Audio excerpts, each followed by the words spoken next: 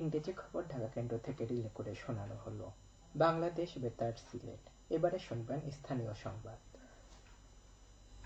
আসসালামু আলাইকুম। বাংলাদেশ বেতার সিলেট সংবাদ পড়ছি শাহনাজ পারভীন। অগ্নিঝরা মার্চ মাস শুরু হয়েছে আজ। মার্চ বাঙালির স্বাধীনতা ও গৌরব গাথার মাস।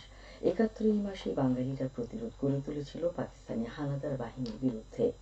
পুরো মাস জুড়ে বাঙালির চোখে ছিল স্বাধীনতার স্বপ্ন। এই মার্চ মাসে বাঙালিরা স্বাধীনতার যুদ্ধে ঝাঁপিয়ে পড়ে। ২৬শে মার্চ মধ্যরাতে দেশের স্বাধীনতা ঘোষণা করা হয়।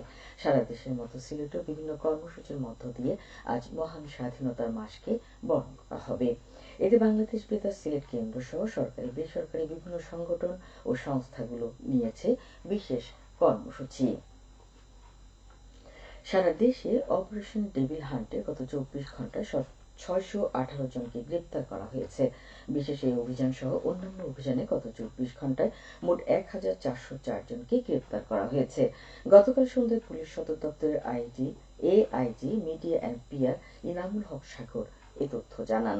তিনি বলেন, অপারেশন ডেভিল হান্ট অভিযানের আওতায় গত ২৪ ঘন্টায় আরও ৬১৮ জনকে গ্রেপ্তার করা হয়েছে। আর অন্যান্য মামলা ও ওয়ারেন্টের আওতায় গ্রেপ্তার করা হয়েছে ৭৮৬ জনকে। ২৪ ঘন্টায় মোট গ্রেপ্তার হয়েছেন ১,৪০৪ জন। এছাড়াও অভিযানে বেশ কিছু ধারালো অস্ত্র উদ্ধার হয়েছে বলে জানান এআইজি ইনামুল হক সাগর। জুলাই যোদ্ধা হিসেবে স্বীকৃতি দিয়ে একটি গেজেট বিজ্ঞপ্তি প্রকাশ করেছে মুক্তিযুদ্ধ বিষয়ক মন্ত্রণালয়। ২০২৪ সালের গণ অভ্যুত্থানে অতি গুরুতর আহত ৪৯৩ জনকে ক শ্রেণীতে অন্তর্ভুক্ত করা হয়েছে। গেজেটে অতি গুরুতর আহতদের মেডিকেল কেস আইডি, নাম, পিতামাতার নাম ও স্থায়ী ঠিকানা প্রকাশ করা হয়েছে। এর আগে গত ১৫ জানুয়ারি গণ অভ্যুত্থানে নিহত ৮৩৪ জন শহীদদের তালিকা গেজেট আকারে প্রকাশ করা হয়। বাংলাদেশ সড়ক পরিবহন কর্তৃপক্ষ বিআরটিএর চেয়ারম্যান গ্রেড ১ মোহাম্মদ ইয়াসিন বলেছেন, বিআরটিএর সেবার মান উন্নয়ন, হয়রানি রোধ এবং সেবা সহজীকরণের লক্ষ্যে দ্রুত কার্যকর পদক্ষেপ নেওয়া হবে। লাইসেন্স ও যানবাহনের নিবন্ধন প্রক্রিয়ায় স্বচ্ছতা নিশ্চিত করতে ডিজিটাল সেবার পরিধি সম্প্রসারিত করা হবে। আমরা জনগণের মতামতকে সর্বোচ্চ গুরুত্ব দিচ্ছি এবং সেবার মান উন্নয়নে বাস্তবসম্মত ও কার্যকর উদ্যোগ গ্রহণ করব। গতকাল বিকেলে সিলেট জেলা প্রশাসক সম্মেলন কক্ষে বিআরটিএ সিলেট সার্কেল আয়োজিত সিলেট জাতীয় শুদ্ধাচার কর্মপরিকল্পনা ২০২৪-২৫ বাস্তবায়নের লক্ষ্যে বিআরটিএর সেবার মান উন্নয়ন ও সম্প্রসারণ বিষয়ে গণশুনানি অনুষ্ঠানে প্রধান অতিথির বক্তব্যে এসব কথা বলেন তিনি। সিলেটের বিভাগীয় কমিশনার খান মোহাম্মদ রেজাউন নবী অনুষ্ঠানে সভাপতিত্ব করেন। এ সময় সংশ্লিষ্ট কর্মকর্তারা, পুলিশ প্রশাসন কর্মকর্তাবৃন্দ, পরিবহন মালিক চালক, সেবা গ্রহীতা ও নাগরিক সমাজের প্রতিনিধিরা অংশ নেন। পবিত্র রমজান মাসের চাঁদ দেখার সংবাদ পর্যালোচনা এবং এ বিষয়ে সিদ্ধান্ত গ্রহণের লক্ষ্যে জাতীয় চাঁদ দেখা কমিটির সভা অনুষ্ঠিত হবে আজ সন্ধ্যে ৬টায় বাদ মাগরিব ইসলামিক ফাউন্ডেশন বায়তুল মোকাররম সভাকক্ষে এই সভা অনুষ্ঠিত হবে। সভায় সভাপতিত্ব করবেন ধর্ম বিষয়ক উপদেষ্টা ডক্টর আ.ফ.ম. খালিদ হোসেন।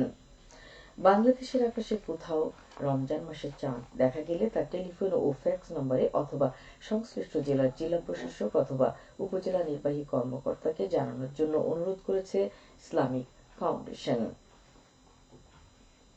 বাংলাদেশ সেনাবাহিনীর ইনফ্যান্ট্রি রেজিমেন্টের টহল টিমের অভিযানে ২টি ট্রাক সহ ১২০ বস্তা ভারতীয় চিনি ও ৬৭ কার্টুন ভারতীয় মালটা আটক করা হয়েছে। এই ঘটনায় ট্রাকের ২ চালক সহ মোট ৭ জনকে আটক করে পুলিশে হস্তান্তর করেছেন সেনাবাহিনীর টহল টিম। গতকাল জৈন্তপুর হরিপুর গ্যাস ফিল্ড সেনা ক্যাম্পে ২৭ বীর ইউনিটের দায়িত্বরত মেজর মাজহারুল ইসলাম নওশাদের নেতৃত্বে ভোরে সেনা টহল টিম হরিপুর ফতেপুর সড়কের হাকুর বাজার এলাকায় অভিযান চালিয়ে ভারতীয় অবৈধ পণ্যবাহী ট্রাক দুটো আটক করে। মৌলভীবাজার পৌরসভার কোর্ট রোড থেকে আরামবাগ ভায়া কাজিরগাঁও সরকারি পুকুর পর্যন্ত ২.৫ কিলোমিটার রাস্তা উন্নয়ন ও উভয় পাশে ড্রেন নির্মাণ কাজ এগিয়ে চলছে। এতে ব্যয় হচ্ছে প্রায় ৩.৫ কোটি টাকা। ইতিমধ্যে প্রকল্পের ৫০% কাজ শেষ হয়েছে। বাকি কাজ আগামী জুন মাসের মধ্যে শেষ হবে বলে আশা করা যাচ্ছে। মৌলভীবাজার পৌর প্রকৌশল অধিদপ্তর তা বাস্তবায়ন করছে। সিলেটের বিয়ানীবাজার পৌরসভার খাসা গ্রামীণ রাস্তার আরসিসি ঢালাই কাজ শেষ হয়েছে। এতে ব্যয় হচ্ছে প্রায় ৩৫ লাখ টাকা।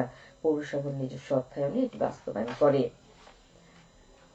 মৌলভীবাজারের বড়লেখা উপজেলার ঈদগাহ বাজার বালিক স্কুল অ্যান্ড কলেজের একাডেমিক ভবন নির্মাণ কাজ এগিয়ে চলছে। এতে ব্যয় হচ্ছে প্রায় ১,৭০,০০,০০০ টাকা। ভবনটি নির্মিত হলে শিক্ষার্থীদের পাঠদান সহ অন্যান্য সুযোগ সুবিধা বৃদ্ধি পাবে। শিক্ষা প্রকৌশল অধিদপ্তর তা বাস্তবায়ন করছে। খেলার খবর, ক্রিকেট। সিলেটের ওসমানীনগরে উপজেলা ক্রিকেট লীগের নবম আসরের শিরোপা জিতেছে শামীম একাদশ। গতকাল বিকেলে উপজেলার পশ্চিম পৈলনপুর ইউনিয়নের ইশাগ্রায় মাঠে অনুষ্ঠিত ফাইনালে তারা ড্রিম 11কে ২ উইকেটে পরাজিত করে। উপজেলা ক্রিকেট অ্যাসোসিয়েশন ও সমাজ কল্যাণ সংস্থা এই লীগের আয়োজন করে। ফুটবল। সিলেটের গোয়াইনঘাটের জাফলংয়ে হাজী সোহরাব আলী স্কুল মাঠে আয়োজিত নতুন বাজার প্রিমিয়ার লীগ ফুটবলের শিরোপা জিতেছে খাইরুল এভরিওয়ান হার্ট ফুটবল দল। গতকাল বিকেলে অনুষ্ঠিত ফাইনালে তারা নতুন বাজার কিংসকে ৩-১ গোলে পরাজিত করে। মিতালী যুব সংঘ টুর্নামেন্টের আয়োজন করে। সবশেষে আবহাওয়া। সন্ধ্যা ৬টা পর্যন্ত পূর্বাভাসে বলা হয়েছে সিলেট সহ পার্শ্ববর্তী এলাকায় আজ কোনো সতর্কবাণী নেই এবং কোনো সংকেতও দেখাতে হবে না। আজ সিলেটের সূর্যোদয় হয়েছে ৬টা ১৬ মিনিটে এবং সূর্য অস্ত যাবে সন্ধ্যে ৫টা ৫৪ মিনিটে। সংবাদ শেষ হলো। আমাদের পরবর্তী স্থানীয় সংবাদ প্রচারিত হবে বিকেল ৪টা ৩০ মিনিটে। স্থানীয় সংবাদ।